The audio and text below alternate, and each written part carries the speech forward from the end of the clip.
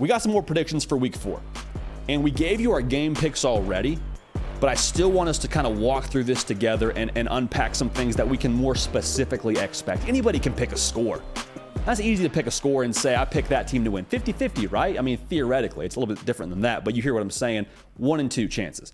We're going to give you some predictions for the actual things we're going to see in these big-time matchups this upcoming Saturday. Before we do that, though, make sure you're subscribed right here. It's college football and only college football every single day live. Not once, not twice, but 3 times a week. Tuesday, Wednesday, Thursday, 11 a.m. Eastern, live and living color. It's college football, nothing but college football. Nothing extra. No additives. No extra sugar. No chemicals you don't want to be consuming in your college football content. Just ball and only ball. So thank you for locking in with us. Follow me on Twitter and on Instagram at JDPickell. A lot of interaction we can have there. Just want to hear from y'all on what you think about this upcoming slate for this Saturday. Okay, first prediction for week 4 of the college football season. In addition to the game picks we've already made, I think Shedeur Sanders, man, I think he plays well enough to keep Colorado in this football game. Now, we're going to give out our gambling picks on my Instagram at JDPickell, but I think Colorado, with the points, is a phenomenal play because of what he brings to the table. I mean, we all saw what he's done to this point in the year. Dude is a special player. The offense goes through him. And I think Sean Lewis has cooked up a game plan every single week that has allowed him to be successful. And the big thing for me now, the Oregon secondary, a little shady now. A little shady, little Marshall Mathers special, Slim Shady on the back end there for Oregon. I don't love what I've seen from them. Now, they played well enough against Texas Tech to get a win, but even so, those yards allowed, I don't love it. I think Shedeur Sanders is looking at that and kind of licking his lips. The big thing now, the pass rush for Oregon is going to, I think, give Shedeur Sanders problems. So watch out for extended plays here and watch when the guys on the back end have to plaster 2 receivers. I think this receiving core is also really talented for Colorado. That's kind of a no-duh statement. Jimmy Horn Jr., Xavier Weaver, like those guys are just tough to cover for 2.5 seconds, let alone 4.5 seconds. And you're closer to that 4.5 second number when Shedeur Sanders is back there playing Pirates of the Caribbean, making guys miss and throwing the ball downfield. So does Colorado win the football game?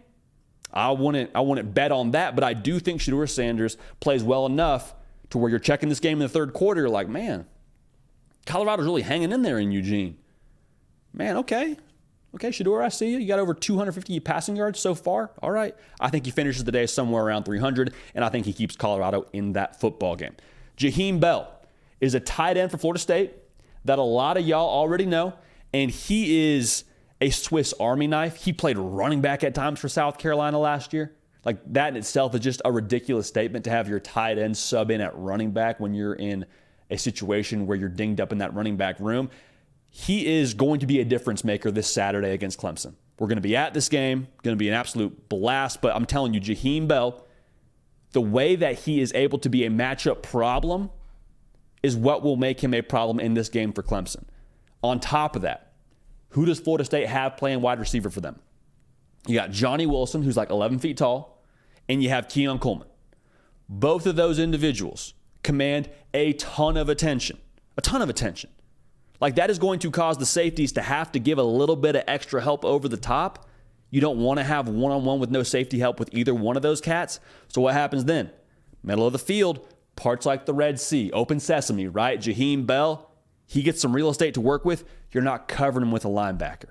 Heck, I don't feel great about him with the safety on him with that much room to work. So watch the attention that those receivers get and watch Jaheim Bell get active. This coming Saturday, he will have a big role, and he's going to put a lot of people on notice that weren't already on notice with what he's bringing to the table for Florida State. Speaking of being put on notice, man, I think this is the week where everyone becomes aware of Dillon Gabriel. Now, a lot of y'all already know the name Dillon Gabriel. You know he's playing quarterback for Oklahoma. You know he transferred from UCF. You know he's been with Jeff Lebby for a while. But he's been doing numbers like Good Will Hunting right now. He has been going crazy. Over 900 yards so far on the season, 11 touchdowns, 1 interception, 82% completion percentage. Only 3 incompletions last week against Tulsa. Now, that's kind of the big caveat there, right? Hey, it was against Tulsa. Hey, it was against Arkansas State. Hey, it was against SMU. I hear all that.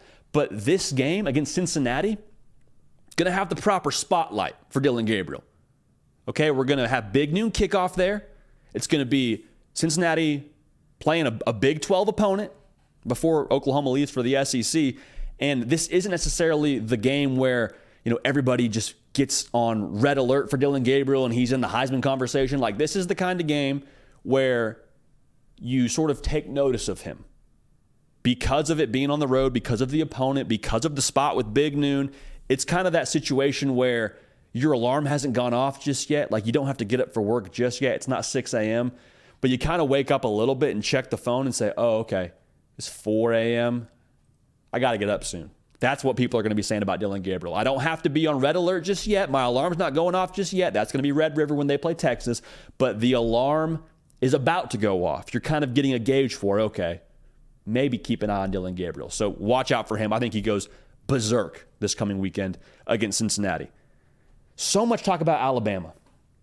And it's very much so well-deserved that we're talking about Alabama. They have earned it in not the best way, to be real with y'all, and you already know that. But they don't look great against USF. Lost to Texas. The quarterback room seems like it's finally settled on Jalen Milroe, which you love if you're an Alabama fan. I think we see a new Alabama this week. And when I say we see a new Alabama, I mean we see a new Alabama than what we've been accustomed to seeing so far this year. Because listen, man, it's now or never for Bama. It is. This is the week. If you lose to Ole Miss, the SEC is definitely still an attainable goal. I mean, winning the SEC, that is. But the college football playoff, see ya. That's not available. You can't make the college football playoff with 2 losses, or so history would tell us. There is so much now that is, I think, feeding into this being the time for Bama to kind of flip the switch and turn it around. Because there was some doubt around Bama going into the year that I think they fed off of. But I think there was also enough positive reinforcement from other places saying, no, watch this, watch Bama. Like, a lot of people, myself included, were like, yeah, everyone's talking down on Bama.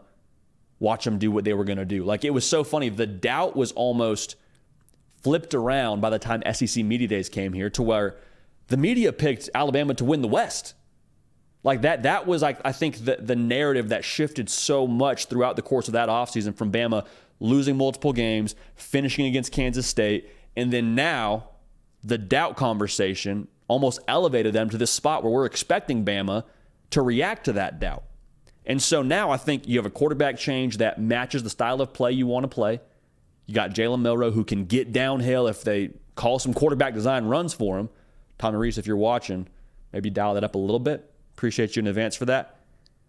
They're playing at home. They have an SEC opponent now.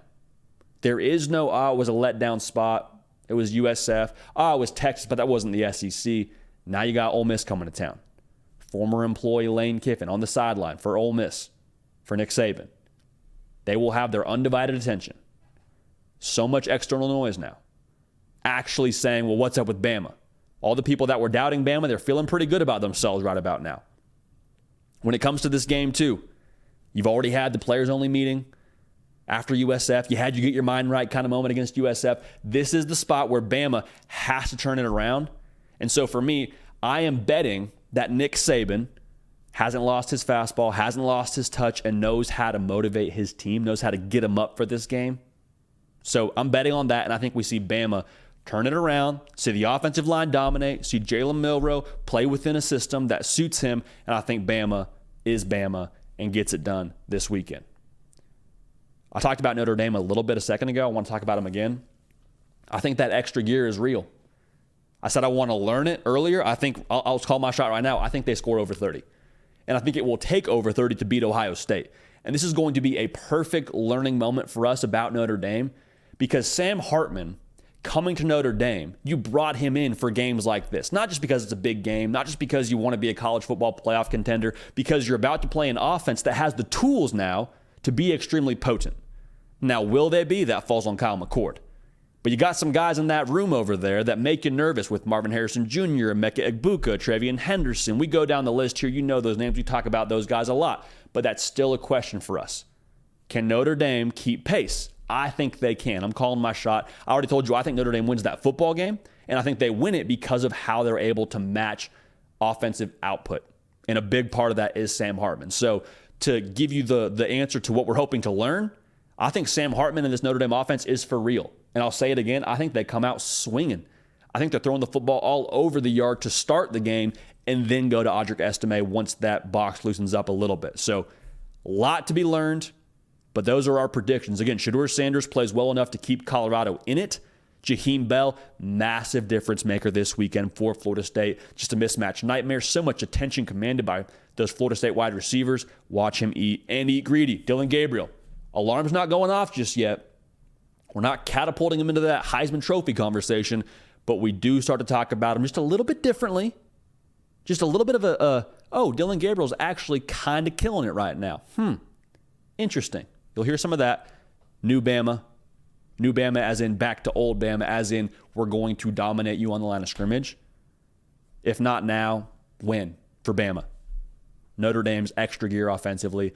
Oh, it's for real. There's some horsepower there. And we're going to see those boys let the horses run this coming Saturday in South Bend, Indiana. Going to be a lot of fun. For PrizePicks, we have a nice little 6-square projection set for this upcoming Saturday. I call this the more special, all right? A lot of mores headed your way. We like to see good things happen to good people. Sorry about it, all right? So first off, Keon Coleman, half a receiving touchdown. Give me the more. We're going to be in the building for that one, and we're going to watch Keon Coleman score a touchdown and watch him check that off for his projection for PrizePicks. Same game now. Will Shipley, friend of the program. They're giving us half a rushing touchdown. We'll take the more on that as well. Clemson is going to have to run the football to get things churning offensively. Watch him tote the rock. Xavier Weaver, receiver for Colorado. No Travis Hunter now. He already gets his every single Saturday. Expect him to be targeted a little bit more with no Travis Hunter in the lineup. Half a touchdown, whether it's receiving or rushing. We're taking the more on that against Oregon. Now, Bucky Irving, his number is set at 80.5 rushing yards. Give us the more against Colorado. Colorado, we love you.